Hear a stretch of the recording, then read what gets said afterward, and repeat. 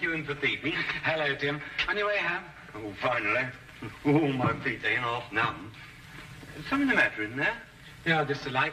I noticed it's been burning for a couple of days now. Wondering if I shouldn't step in and tell them about it. I reckon they must have left it burning by mistake, you know. They'll know all about it when they get their gas bill next month. Yeah, I know. Seems a shame, though, doesn't it? Still, I don't think it'll do much harm to go and ask them if they know it's on. I hope they didn't tell you to mind your own business and pack you off. Well, I'm just going to have my pint before supper. Cheerio. Cheerio, Tim.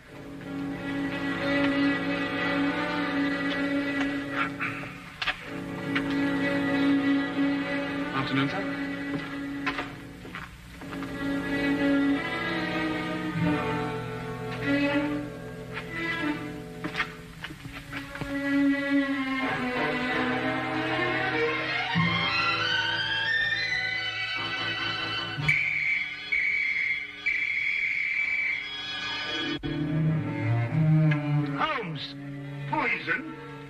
Yes, Watson, Egyptian, as a matter of fact. I'd read about it before, but I'd never worked with it.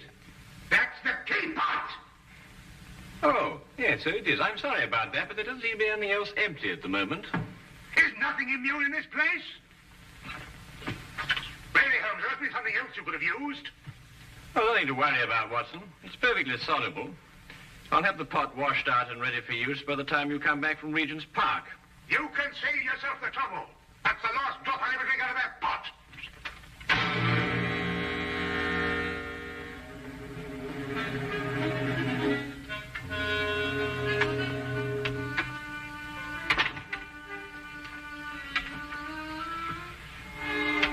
I say, Holmes, how in thunder did you know I was going to Regent's Park? Well, a simple deduction, my dear fellow. Take a look at your clothes. What's the matter with them? I might easily be going to the club in these. You're immaculate, except for those old shoes. Oh, those. I've forgotten all about those. So I deduced that you're going to a place where you're likely to meet people, but also you're liable to scuff your shoes. The gravel paths of a public park seem to fit that perfectly. But why Regent's particularly? We're lunching at 12:30, and since it's now nearly 11, I assume that your choice of parks is limited to the most convenient one, that being Regent's, of course. Simple deduction, really. I wonder who that can be this time of the morning. Would you care to deduce it, Watson? No, I think it'd be simpler if I just open the door.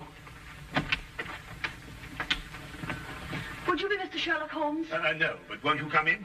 It's Mr. Holmes I've got to be finding. I am Sherlock Holmes, madam. Won't you be seated? I will that. Sure, I've lost a bit of my breath. Have you come far? Clean up from Chelsea, I have, sir. Well, that's a long way indeed. May I introduce my very good friend and colleague, Dr. Watson? Good morning to you. I will do. My name's Dugan, sir. Mary Dugan. No doubt you find it a bit odd having a stranger burst upon you in the height of the morning like this, but I've come from a house black with sorrow to ask your help. 'Tis the house I work in. Is there some difficulty in the house? Difficulty? Aye, and more. There's murder. Ah, murder, is it? Now, this is most interesting. Won't you go on, Mrs. Dugan? 'Tis the master of the place himself, Mr. Harringway, that's dead. Found by the bobby of our street. Filled with a dose of something with a great long name, the old man was. But surely if he was found by the police... The police? Sure, 'tis them that brings me here. They've come and rode young Mr. Vernon off to jail for committing the crime. Mr. Vernon? Aye, a strapping lad who's soon to marry Mr. Harringway's stepdaughter, Janet. I gather that you're not in agreement with the police, Mrs. Dugan. Hush, well, that's the problem. That's what's been torturing me all through these black nights and making my life unbearable. For you see, Mr. Holmes, it was my testimony, and my testimony only, that's put Mr. Vernon in jail. It's because of what I told the police that he's sitting in the cell this very moment waiting for his time to go. And yet you believe that young Vernon is innocent? I'm certain the lad's innocent. Sure, I feel it in my bones. Yes, but I say, didn't you tell the police the truth? I told them the truth, sir, but somehow unbeknownst to me, I must have lied. Perhaps you'd better start your story from the beginning, Mrs. Dugan. Aye. Well, it all happened happened last Friday afternoon.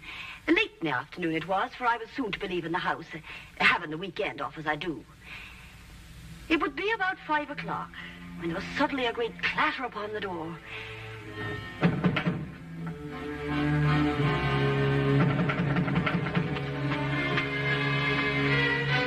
Hello, Mrs. Dugan. Oh, good afternoon to Mr. Vernon. Mr. Herringway asked to see me. Is he in his usual ugly mood? Sure, you shouldn't be talking like that, Mr. Vernon. You know, it makes Miss Janet very unhappy to hear you two fighting all the time. Well, if he wasn't such a stupid old... Where is Janet? Oh, she's away to her aunt's in Manchester. She wasn't to go until tomorrow. Oh, I know nothing of that, sir. But I can swear he put her on her way this very afternoon. I doubt if her aunt's sick again. It looks like another of his tricks to keep us apart. Well, where is he? In his study. He's asked me to show you right in. Just a minute. My coat. I forgot something.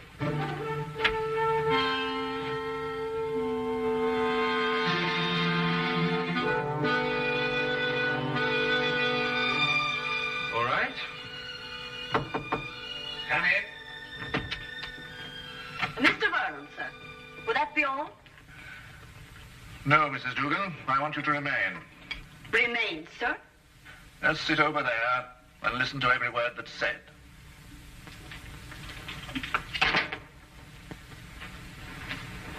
What is this? What have you got in your mind now? Young man, I have a very simple offer to make. And I want Mrs. Dugan here to be witness to it. Well, what kind of offer? I'll give you £1,000 to clear out of Janet's life. You must be out of your mind. On the contrary. Only a fool would refuse such beneficence. You disgust me. Your tastes don't interest me. I want only to rid you from Janet's life. Stay right here. I intend to finish.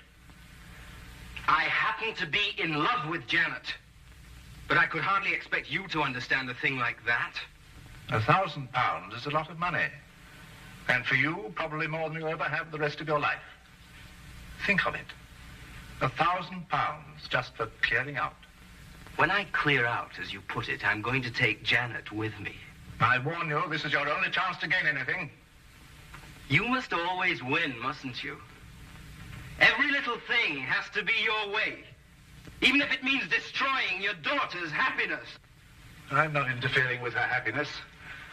I only want to cleanse her life of a bit of trash. You may have had her under your fist all her life, but she'll break away now. No matter what you do, Janet's going to marry me. Mr. Herringway. Medicine. My medicine in the cupboard in the next room. I'll get it. Green bottle on shelf.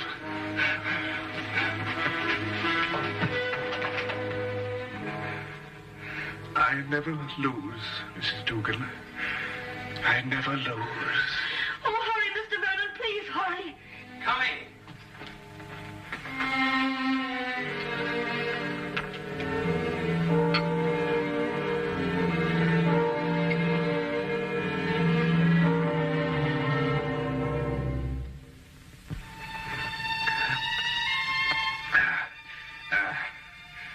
Thank you.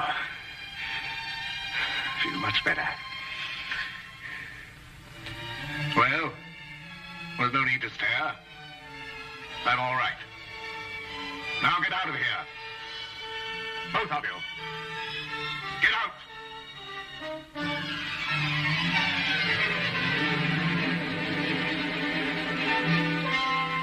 Get out.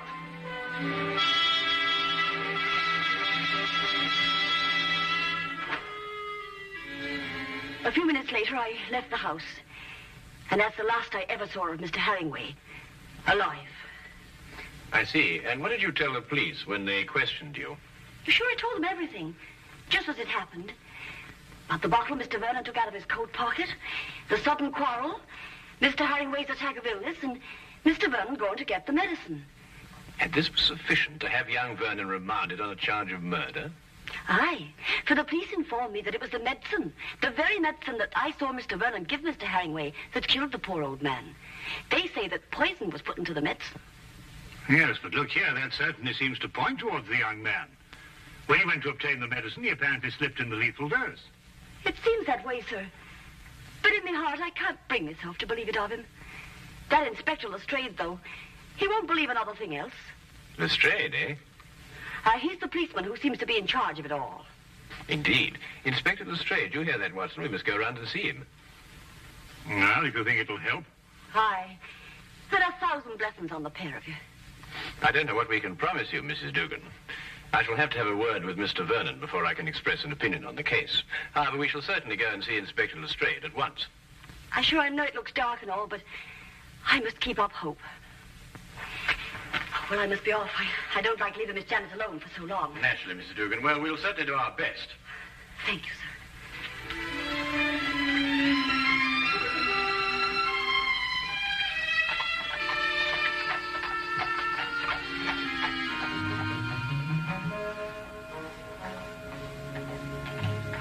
I can't see any reason for it. The man is guilty. Anything you want to know, I can tell you myself. Oh, come, Lestrade. I only want to ask the young man a few questions. It's time for my lunch. You needn't come. Now, look here, Holmes. There was a very large dose of strychnine in that medicine. The only person who could possibly have put it there was young Vernon. Or Mrs. Dugan? No, she didn't have any reason to. Besides, Vernon was a chemist. He had access to all sorts of poisons. Indeed, he was a chemist. You hear that, Watson? Young Vernon was a chemist. Hmm? Eh? Yes, indeed, Holmes. Yes, I thought you'd be interested to hear that. Well, I am indeed. It is most important, and I insist upon seeing the young man immediately. We have no time to lose, Lestrade. No time to lose. All right.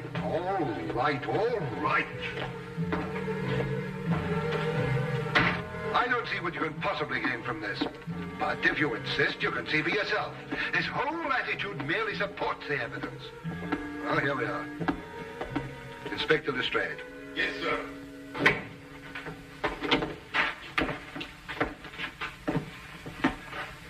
Well now, Vernon. Well now, Inspector. How many times a day are you going to bring me up here and subject me to your idiotic questions? I've already told you everything I know. I'm getting tired of repeating it every half hour so that it'll penetrate your dense brain. Look here, young man. That's hardly an attitude to take. You're charged with the most serious crime. Indeed, I am. And since it appears I'm to pay for it, my only regret is that I didn't have the pleasure of committing it. There's just one point. I don't know who you are, but you may as well know that I don't wish to answer any of your questions either.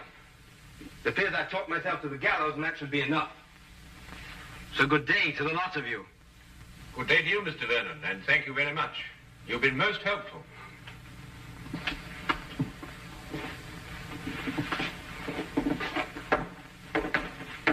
President Young Rogue. Oh, very interesting, Lestrade. Take the Baker Street home?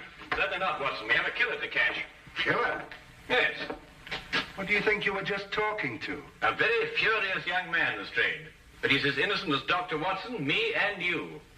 Or perhaps not quite as innocent as you.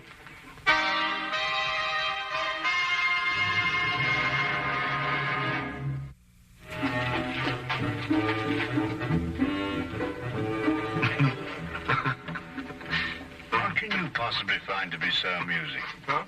Oh, I was thinking about Lestrade's face when that young scamp called him an idiot. Holmes, do you really believe that young man's innocent? Strychnine, Watson. Combined with the fact that young Vernon's a chemist. Tell me, how quickly does strychnine act?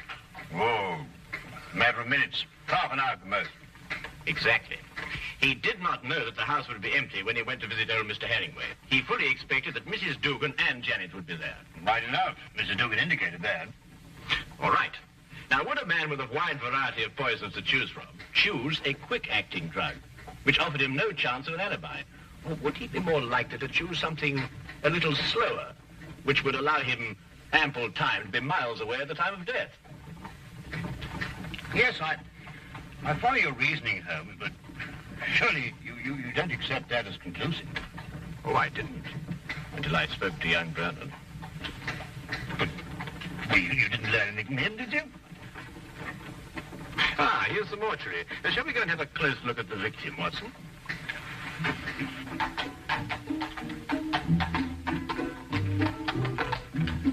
Holmes asked to see the medical examiner's report, and as we prepared to enter the mortuary, he explained his theory that Vernon's violent temper didn't fit into the cold-blooded pattern of this crime. A particular sort of fellow, our friend Herringway. No, why do you say that? Well, notice the well-kept hair, the neatly trimmed moustache. Mm-hmm. Wasn't so particular about his hands, was he? What do you mean, Watson?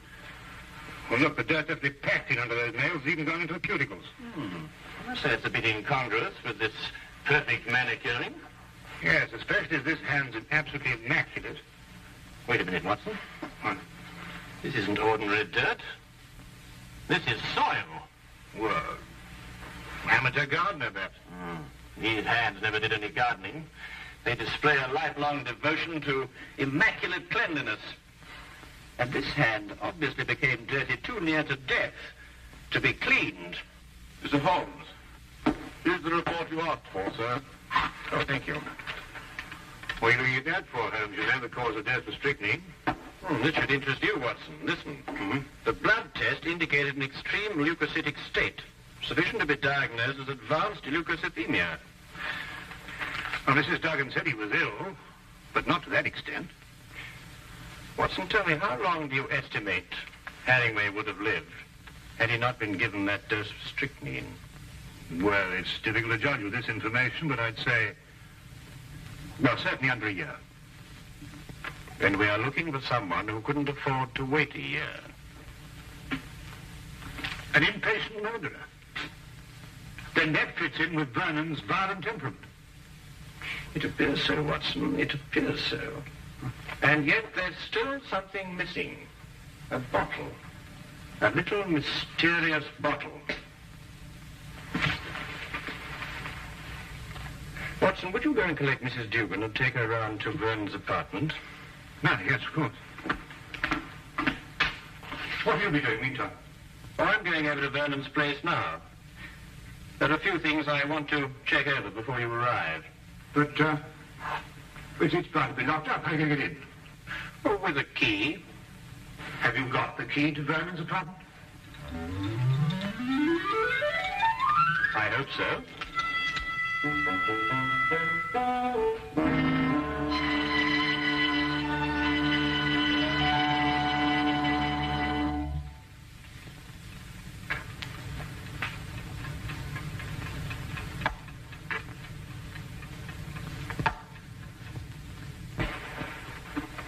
We came as quickly as we could.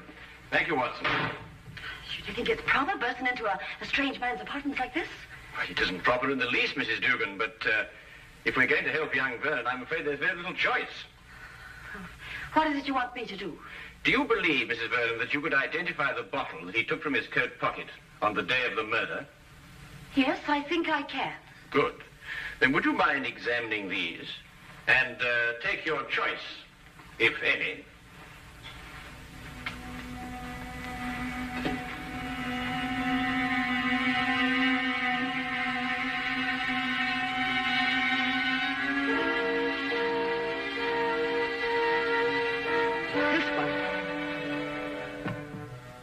You're certain? I'm absolutely certain. Thank you, Mrs. Dugan. Thank you very much.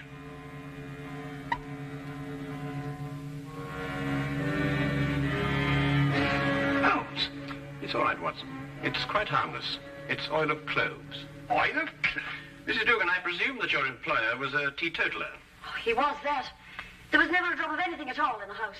Hated the stuff he did. Yes, but is it important, Holmes? It's essential for young Vernon, Watson. We have now only to visit Mr. Herringway's study to forge the final link of proof against a most amazing murderer.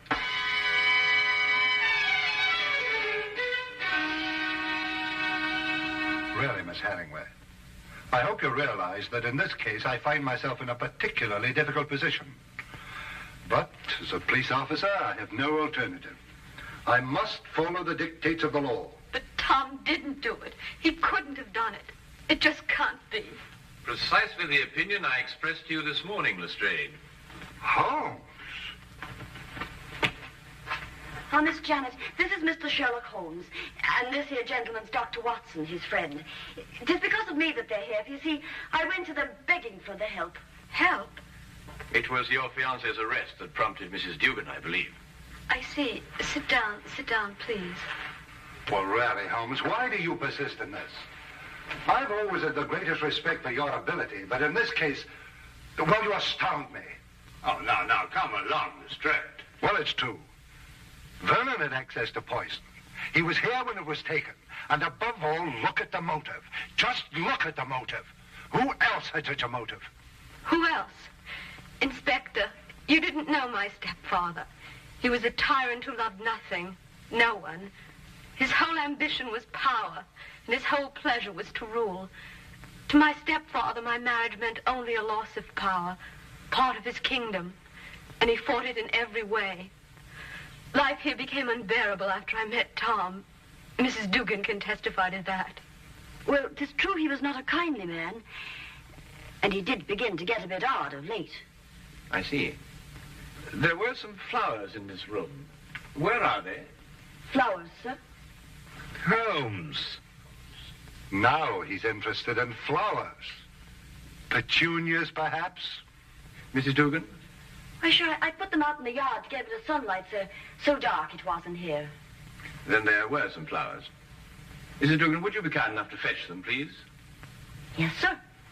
Holmes, what have flowers got to do with... Watch. You know, Inspector, your difficulties in this case really must be overlooked. Do you know that you've been deliberately duped? And very cleverly, I might add. I haven't been duped at all. I've got my man. Now, you see, you were looking for a murderer, whereas, of course, there isn't one. First it's petunias. Now there's no murder.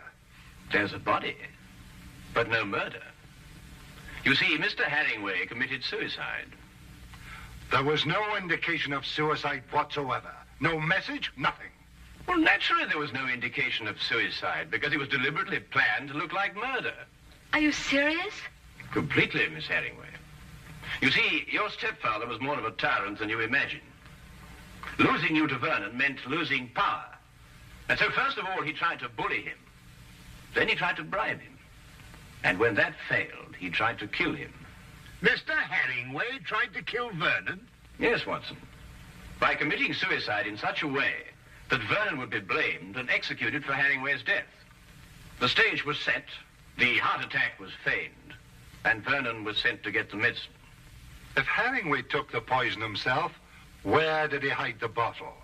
Of course, that's right. The poison acted too fast for him to dispose of the container. But he did dispose of the container, Watson. And if my theory is correct, it should be in one of the two flower pots that Mrs. Dugan is holding.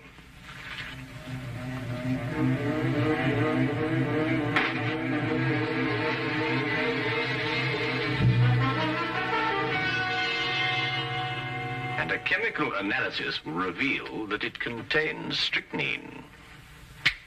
The dirt under the fingernails. Exactly, Watson. And you said it got there close to the time of death? Then Herringway committed suicide. Yes, Lestrade. And Tom is innocent. Go! Go! Simple. Completely. Holmes, you never did explain to me what the oil of clothes was for. Oh, you mean the mysterious little bottle that Vernon removed from his coat pocket? Yes, sir. Oh, it's really quite simple, you know. You see, Vernon stopped at the pub for a few stiff whiskies to brace himself for his interview with Herringway. But the old man was violently opposed to the use of alcohol, so he had to do something to remove the evidence from his breath. Oil of cloves is quite common for that purpose. Ah, I see. Tea? No, none for me. No, I've had some before. My digestion is not quite up to it. Your digestion? Yes, I forgot and mixed our tea with some of that rare Egyptian poison.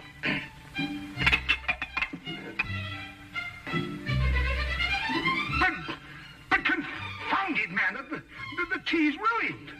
Well, fair enough, old man, but so's my poison.